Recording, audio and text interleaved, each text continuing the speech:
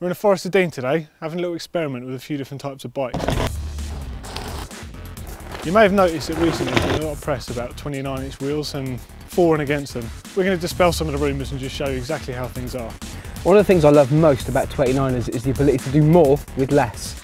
And with less, I'm talking about suspension. Okay, here we are on a full XC 29er. 80mm of travel at the front, not even 100mm, 80mm of travel, nothing at the rear, just your tyres.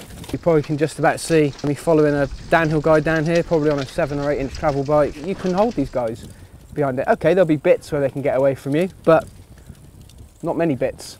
Okay, one of the better examples of showing what 29 is really capable of is a section of track like this. It's pretty slippy, it's on actually a downhill track here.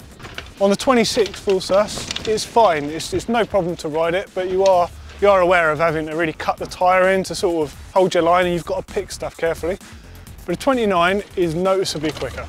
It's quieter, it's smoother, I'm not trying half as hard. The fact is you are going faster, it just doesn't feel quite as fast.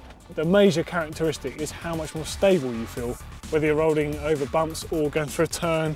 Wherever you are, you're sat in the bike better. And the reason for that is to get the bottom bracket low enough for the handling to feel good, otherwise you'll be way up in the air. The bottom bracket looks low on this bike. It's actually in relation to where it would be on a 26. On a 29-inch wheel bike, to get this bottom bracket position the same height, it's got to be quite a bit lower than the wheel axles. Lower your centre of gravity, you're going to be more stable. For me, one of the biggest advantages of 29-inch wheel bikes is climbing. What does help the climbing of a 29-inch wheel bike is the way that the torque that the rider generates is used at the contact patch. 26 is quite spiky, you're punching the power down. If you imagine the torque appearing on a graph, it would look like some sort of weird heart ECG, big torquey spikes at those spiky points.